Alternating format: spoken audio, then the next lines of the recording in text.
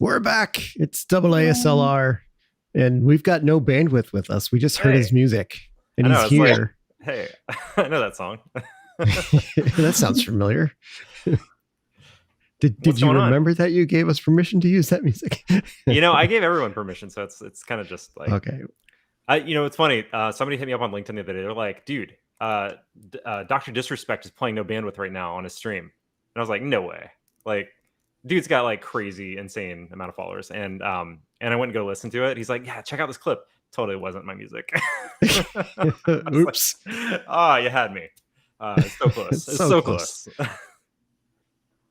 But we also got Serena here, and that's because we've got a double feature of sorts with Cyber Range challenges.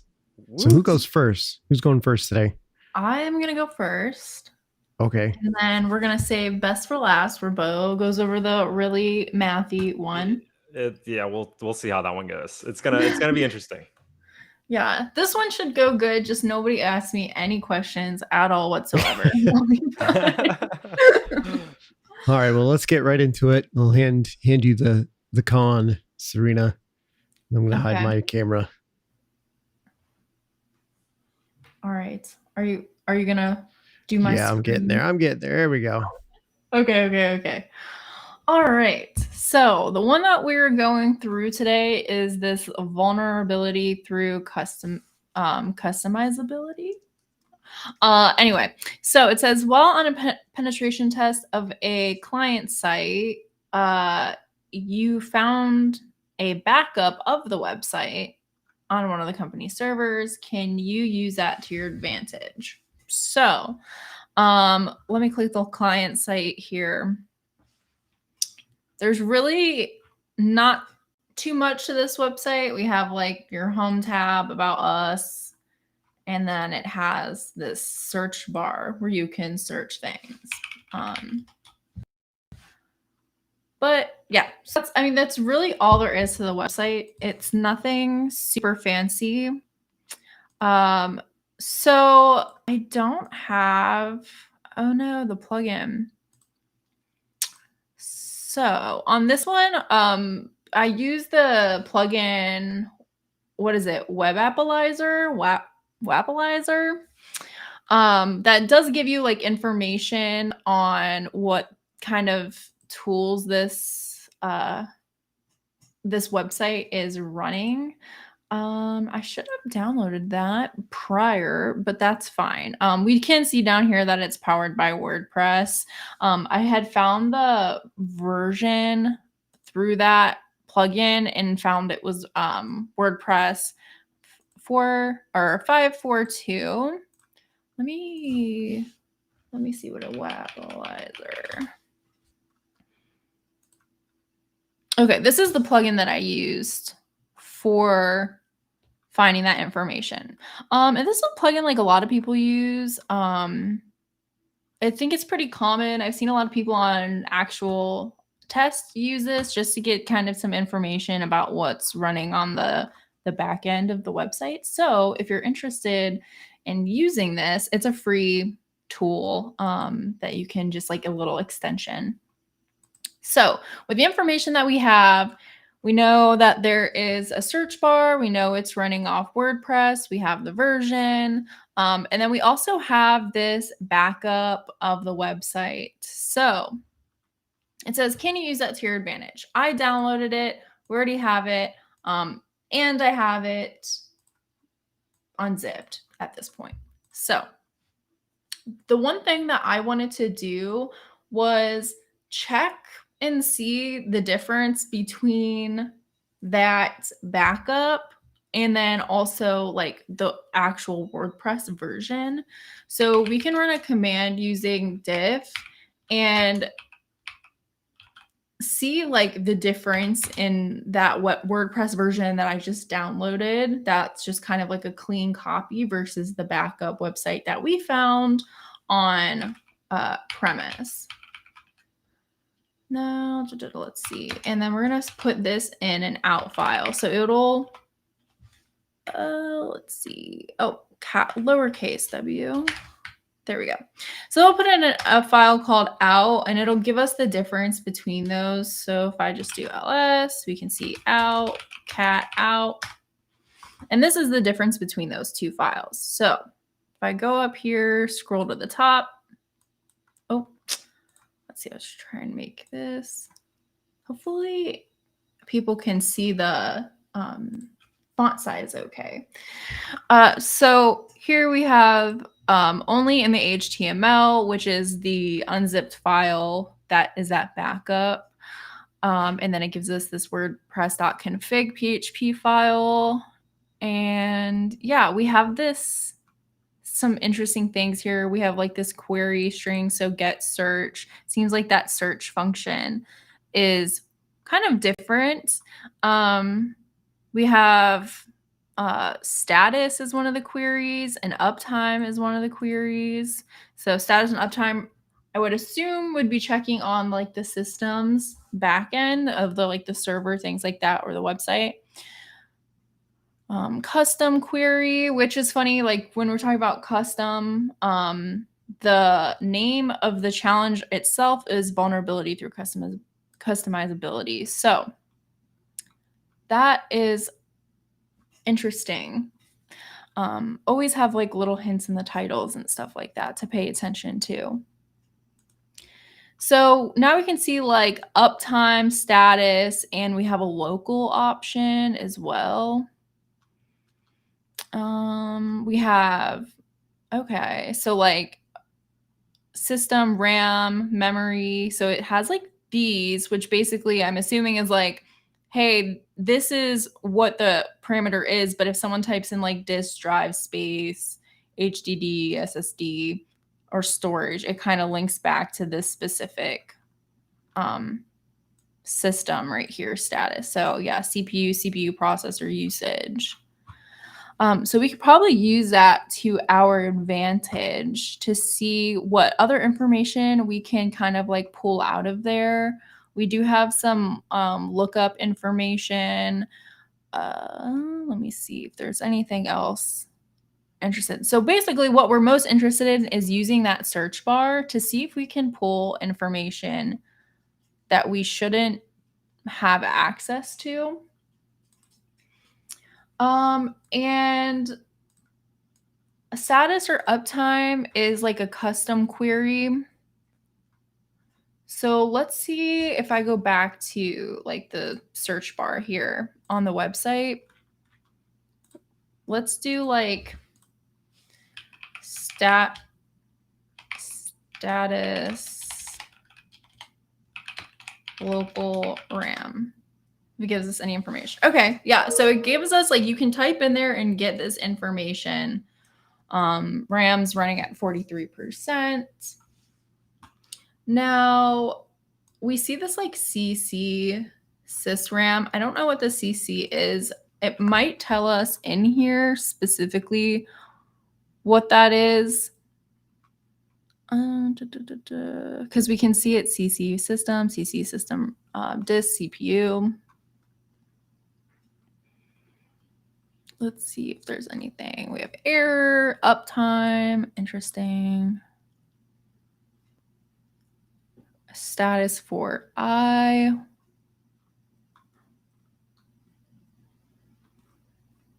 Let's see. Okay.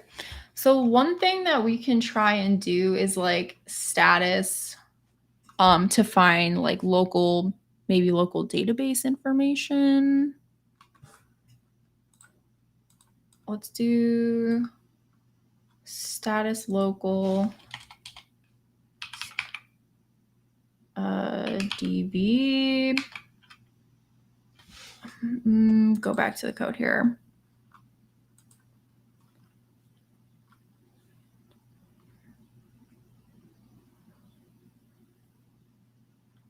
I guess we can also try and guess. There's probably a better way to do this by looking through the code closer.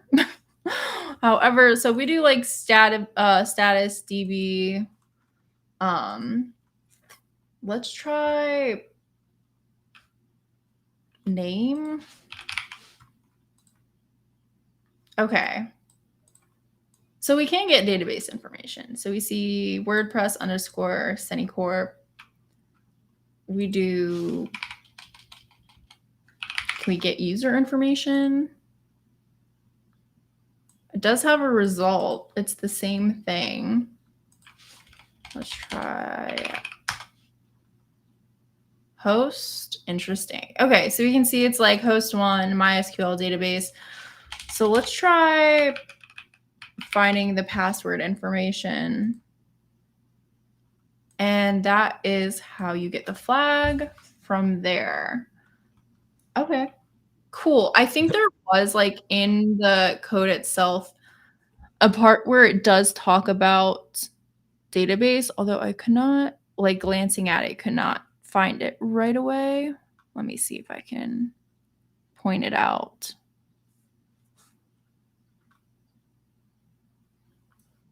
It's nothing like storing passwords and clear text in a database. Right. Okay, yeah. So see down here though too, we have this like status, and then it has CC, and then the underscore, and then the key. So then we can just type in that key for the database or, you know, whichever. Now, I'm interested to see. Oh yes, White Cyberduck says CC might stand for Senicorp. That's probably a good guess, honestly.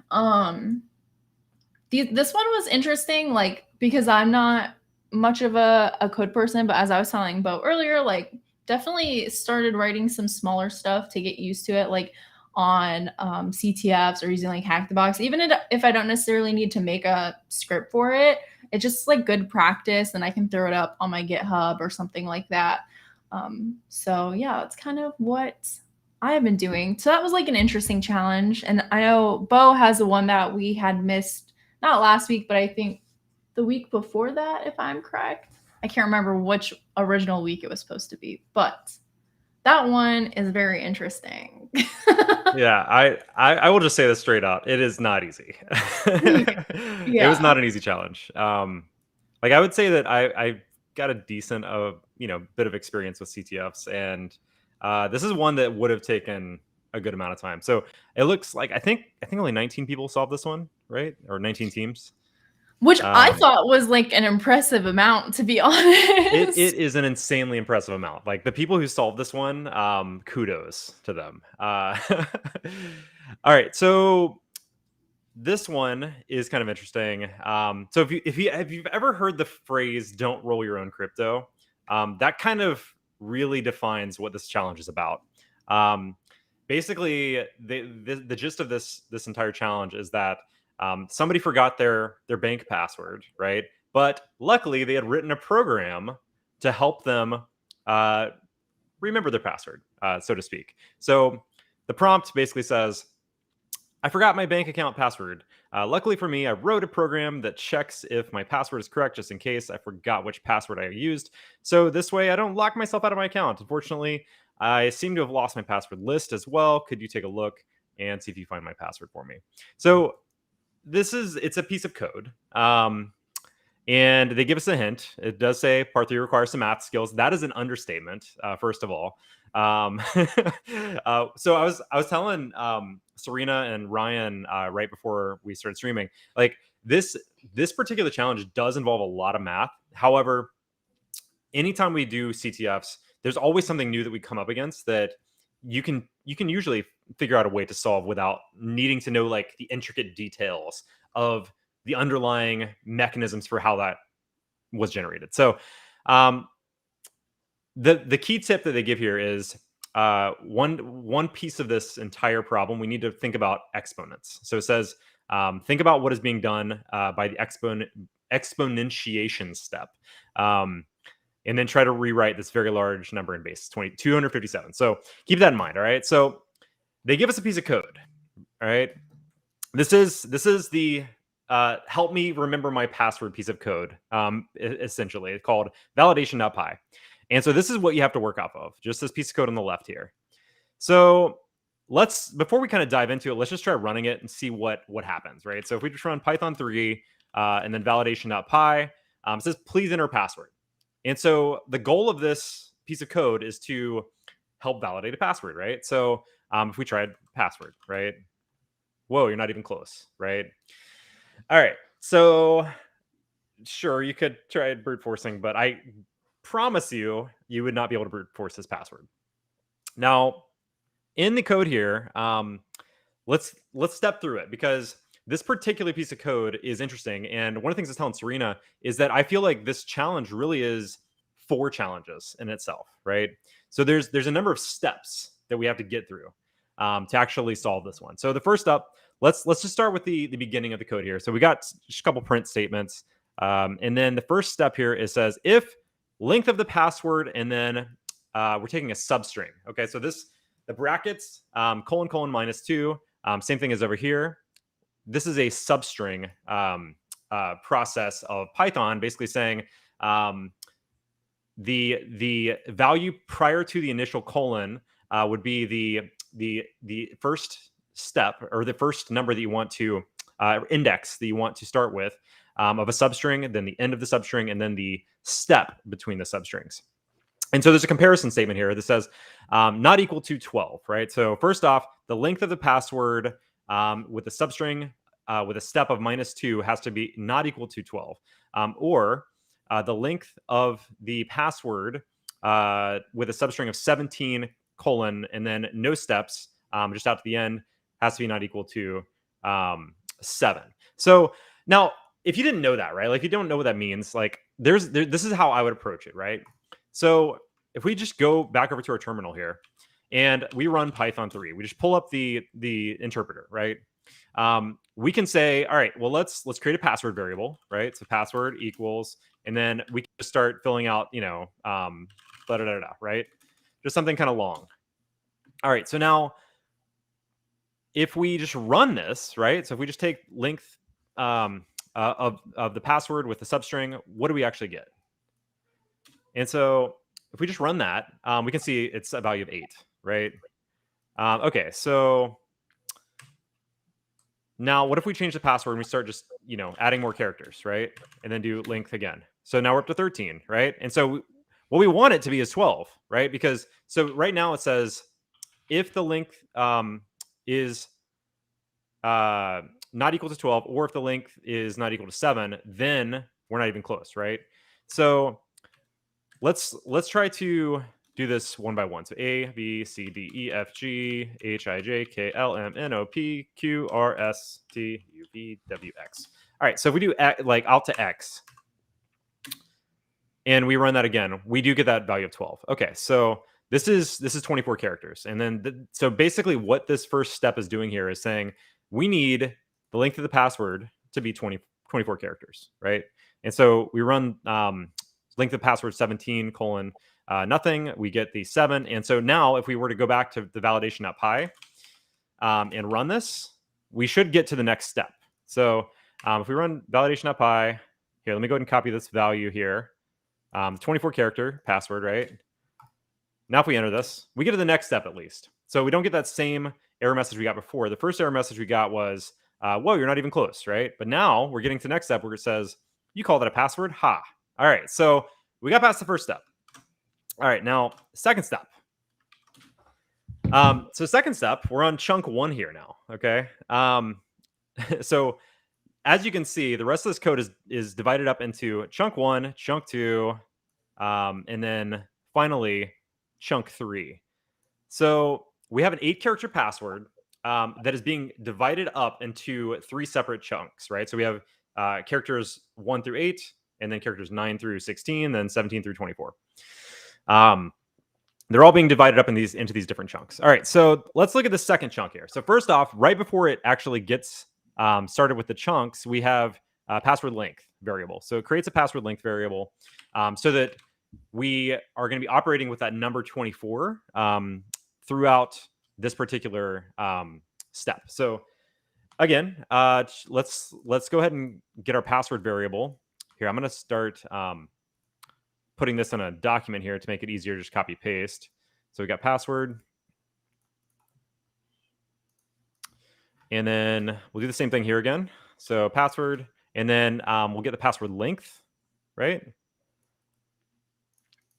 And this should just equal 24, which is good. Okay, so now what is this doing? All right, so this is part of the start of this challenge where things start to get kind of wonky. So first off, we've got chunk 1 equals, and then it's the literal word key dot join, and then it's joining characters with the hex value of 0x98 minus the ordinal of the character from password. So this is where your handy dandy decimal to hex to ASCII chart is going to come into play. So I would highly recommend pulling one of these up for this particular challenge, because there's a lot of back and forth between hexadecimal and the actual ASCII character.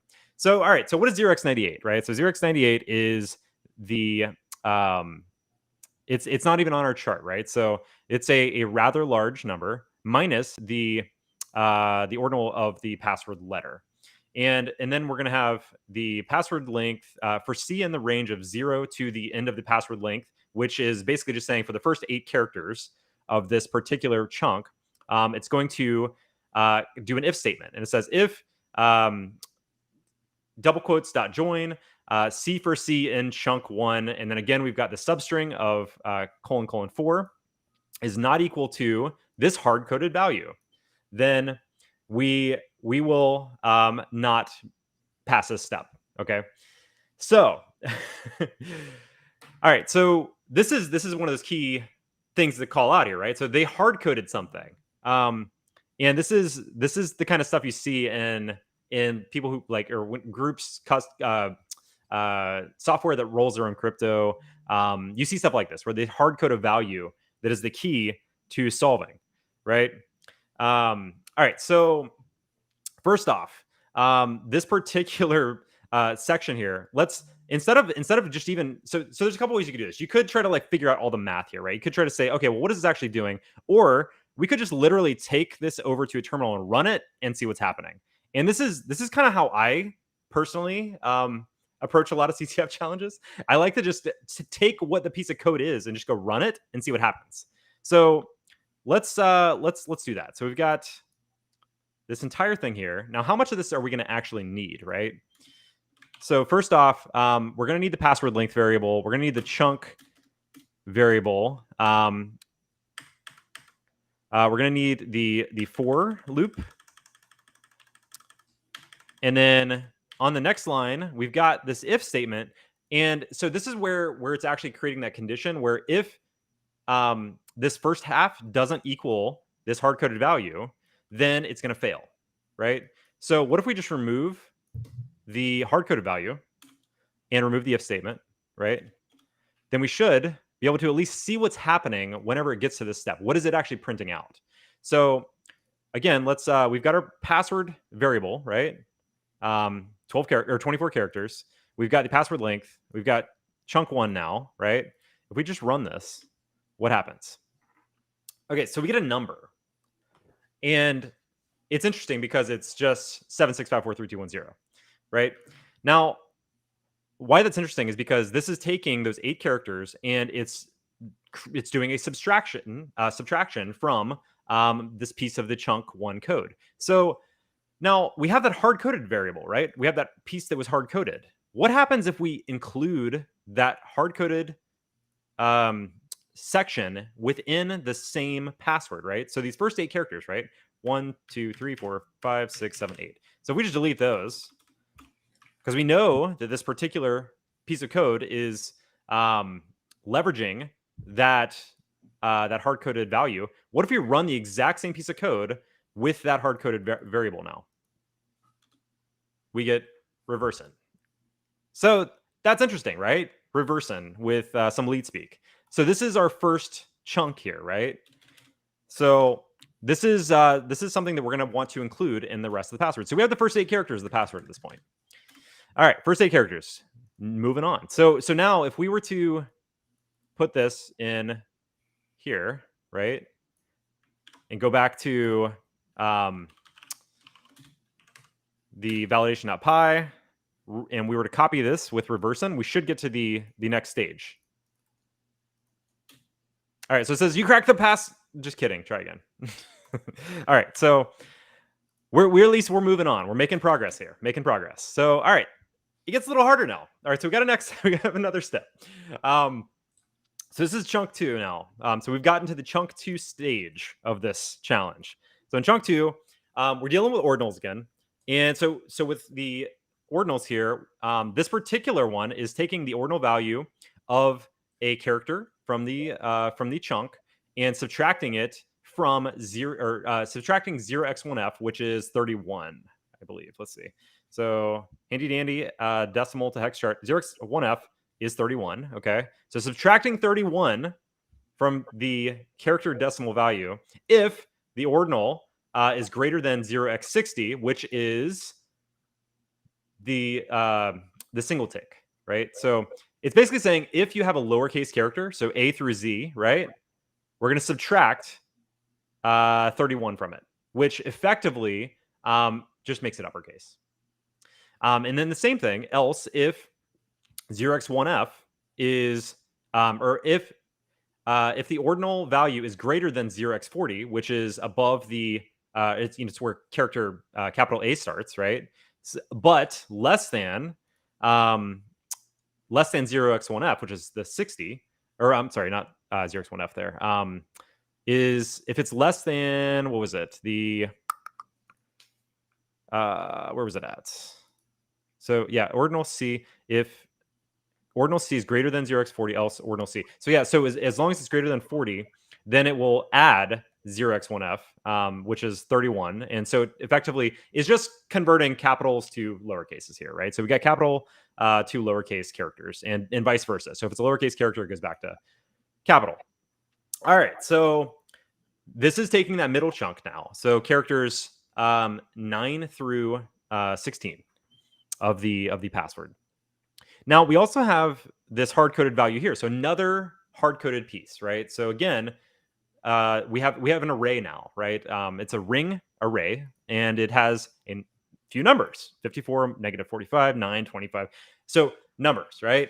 And then in the next piece of code, it says for I in range 0 through the length of chunk 2. So basically, for each character within that specific chunk, it's going to do this if statement. Now, again, if you don't know what the if statement is doing, what happens if we just start printing it out? This particular statement, it's another comparison statement, right? So we have if 0 if I equals length of chunk 2 minus 1, else chunk 2 I plus 1 is not equal to chunk 2 I minus ring I, so the index from ring, then it will fail. So again, if you don't know how to do this, you could Google and try to, figure it out. Or again, we can go just run this in a terminal and see what happens and then start playing around with it. And that's kind of how I approach this, right? Is I want to be able to just take that piece of code and just see what it's doing, right? Like if we take that small piece of code and, we literally copy and paste it, we can break it up into 2 chunks. We just take this if statement out. We take the comparison out. And we just throw chunk 2 with that index minus ring with the index down a line like this. So we now have 2 separate outputs from that particular conditional statement. And if we run that, what happens? So we got our reversing, right, in the password. We're going to do the password length again. And I'm literally copying the code to get chunk 2, except instead of doing that comparison and just failing, I'm printing out what are those comparison values even doing, right? So, and I have, what did I do wrong here? Oh, I'm not in Python. that would help.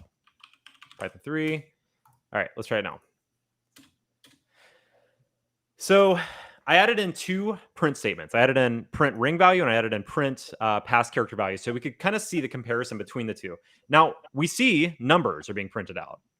So these are ordinal values of the outputs from these particular mathematical problems. So like this chunk 2 I plus ring I is equaling 2 in this case. Now we know that because it's a comparison, right? It's a comparison statement, that these values have to be the same across this entire across the entire spectrum of numbers that we've output here. So we have to make sure this 2 equals this 0. We have to make sure this 111 equals this 81. And it literally comes down to playing with the letters in this case for me. Like, and again, this is probably not the best way to do it, but this is how I would solve it, right? So we know it's taking characters 1 through 8. So 1, 2, 3, 4, 5, 6, 7, 8. So out of P, right, in our alphabet of a password here. All right, so we know that letter P is it's literally 2 decimal numbers higher than where it should be. So what is letter P? It's 112. So what's 2 less than that? N. Okay, so if we change the P to an N and try the exact same thing, here, I'll actually do it down here. What do we get? So we'll run the same code. We should have pass character 0, ring 0. All right, so they equal. Now, again, probably not the best way to do it. Probably not the most efficient way to do it. But we could go to the next one and say, okay, well, the next one is letter M. And it's a value of 111, but the ring value is 79. So what do we need to do to make that M equal 79? So remember, though, that it is doing that conversion between upper and lower case. So we do have a little bit of trickiness here, where if we start to play around with it, it's not a direct just drop the number. What is that, like 32 numbers, right? So if we tried that, let's see what happens, right? So if we tried taking 109 minus what 32, it'd be, what is that? That's 77, I believe, somewhere around there. So M, capital M. Let's see what happens if we try that, and if that's even remotely close to what we want here. Same thing. And it's not. It's we're getting a similar value here, right? So that's not what we want. I actually know I changed the wrong character there, didn't I? Because we wanted the N, the character out here. We wanted O. All right, so we want lowercase o. Same thing though. So 111 minus 32 would be what is that? That's 79. 79. So we're down to 79. So that'd be capital O. So is that going to be close? And I promise I'm not going to go through every single one of these characters. I'm going to just try to prove a point here. So look, it actually made it worse, right? So and that's because of that conversion between lowercase to uppercase numbers, or uppercase letters.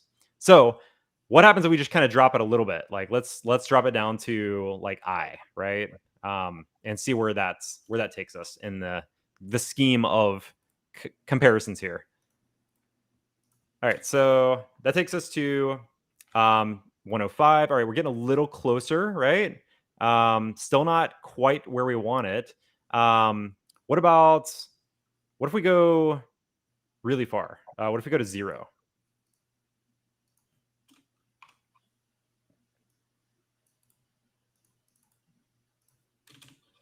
All right, we have a match, right?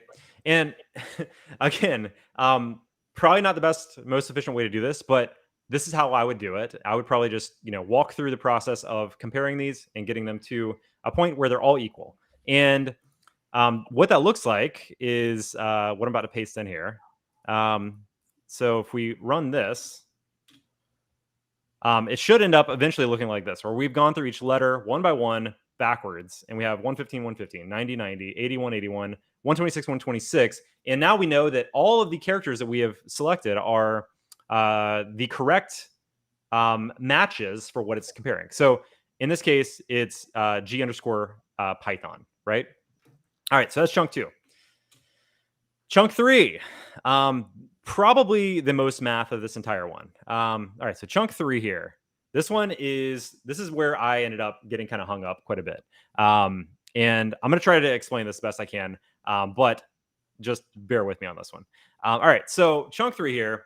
This is where our exponents come into play. So remember that hint it gave us early on where it said we might need some exponents. All right, so chunk 3 equals password int 2 times password length divided by 3. This is effectively just taking those last 8 characters and throwing it in chunk 3. So if we just took this, right, and pasted it in, we should see that chunk 3 equals QRSTUVWX, right? So that basically says that we're going to be solely relying on the last 8 characters of whatever password we enter.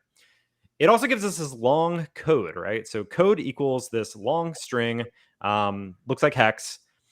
Valid variable equals true, but then there's a for statement. It says for I in range 0 through the length of chunk 3. If ordinal of chunk 3 index I is less than 0x28, so 0x28 is 40 in decimal. So if it's less than 40, if the ordinal value is less than 40, then valid equals false. So we can already rule out any character less than 40, because at the end of this, it's going to say if the code equals 0 and valid, so meaning like if valid's true, then it will pass. So we already know that any character less than decimal 40 is going to just be like a false password anyway. So and then we have this for statement for I in range 0. Oh, sorry. Yep. next statement. If the ordinal is less than 0x28, 40, then code minus equal. So it's going to be subtracting a value and then placing it back into code. If 257 exponentiation with ordinal chunk I minus 0x28, so minus 40, if this value is ultimately equal to 0, then the password is correct. So this is where that hint of exponentiation comes into play. So first off, we know that it is comparing ordinals from chunk 3. And it is so code, this value here, right? This code value has to ultimately equal whatever the ordinal chunk 3 value minus 0x28 with exponents of 257 is equal to. So the first step is we have to remove that exponentiation. So we have to take base 257 basically of this long string. Now, what is that, you might ask? So I'm going to pull up a very small piece of code that will help us convert to base 257. All right, so I'm trying to scroll this up some so that we can see this better. All right, so this section here, all this is going to do is convert the code value to base 257. So if we take that code value, let's go ahead and throw it in a variable in Python. And then let's go convert it to base 257 with our piece of code here. And now if we have that, if we print out that Z variable, we should get something along the lines of this.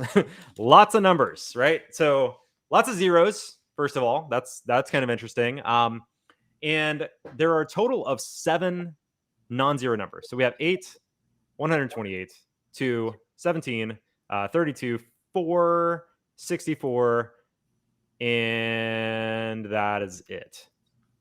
So we know that this particular piece of code, right, has the values for the last 8 characters of the password in it somewhere, right? We see there are 7 non-zero values here, so it's close, right? It's like it's really close. One thing to note here, though, is we have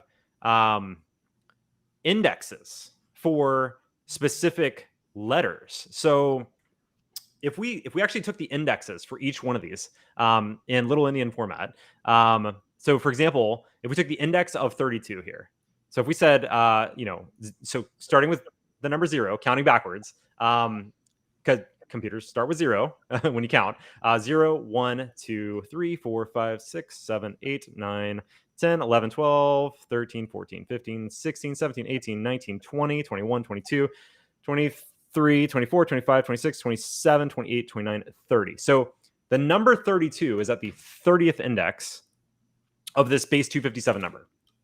All right, so let's mark that down. So index 30 equals the number 32, right? And then if we continued on, we should end up with a chart It looks somewhat similar to this. I'm going to spare you me counting this entire time. But if you want to go validate it yourself, feel free to. But you end up with something that looks like this. Index 30 equals 32. Index 39 is the number 4. Index of 45 is 64. So these indexes are important because they are the location of the decimal number that ultimately is going to get compared to this piece right here, where we have the ordinal value where it's being subtracted from 0x28, or subtracting 0x28, and then being turned into that exponential number. Okay, so one thing to note here is that all of these are base 2 numbers, except for index 55 here, that has the number 17. So what I mean by base 2, meaning 1, 2, 4, 8, 16, 32, 64, 128, right?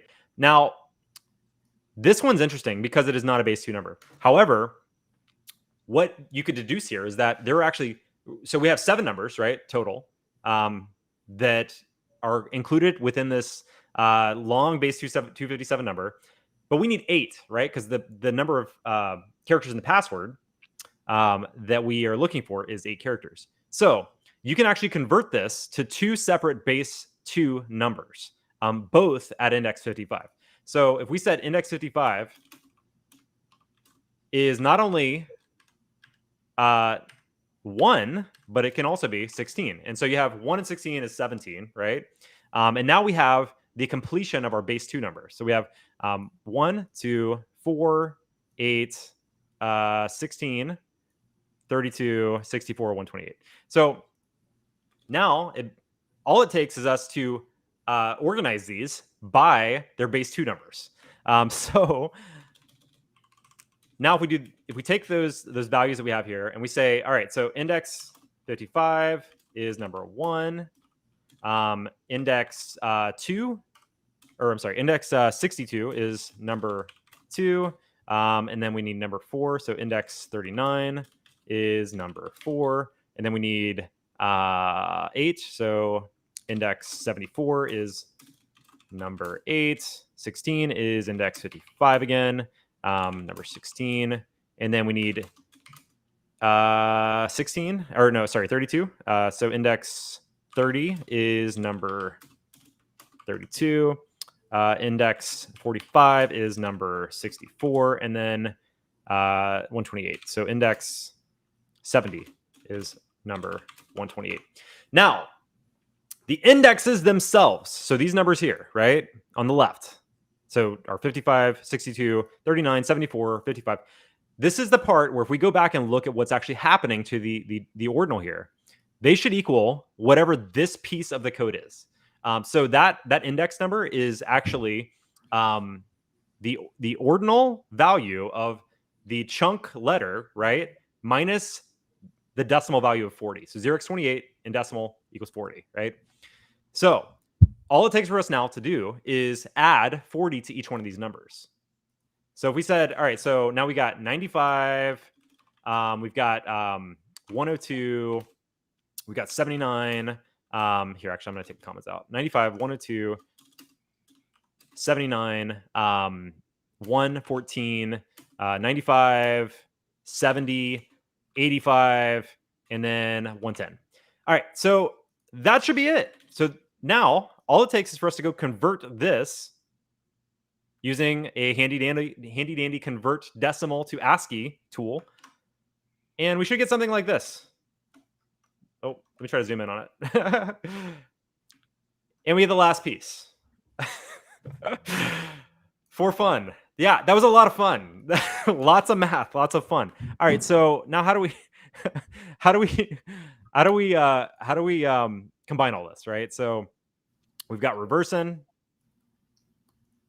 and then we need the middle piece, which is what was it? It was the that was the Python part. So GN Python, right? And then ultimately for fun. And there's our password after all of that. So let's see if it actually works real quick. Let's just, for the sake of completing this challenge. So validation.py. Now let's try to enter the password. And the password's accepted. We did it. We did it, team. All right. Well, that's it. I can't answer any questions because I honestly the math is beyond me. So I hope you guys enjoyed that. Oh my God. That was a lot. Yeah, it is. That was a lot. Well, it was fun. I enjoyed it. Meta TTF team, guys, you guys are math magicians. I'll just say that. Yeah. Your idea of fun is a little different than my idea of fun. But yeah, exactly. Oh, goodness. It looks dark at your house already, Ryan. It is dark. It's dark and stormy. It's dark here, too. The wind's not too bad at the moment. My lights are on right now. Just by the way,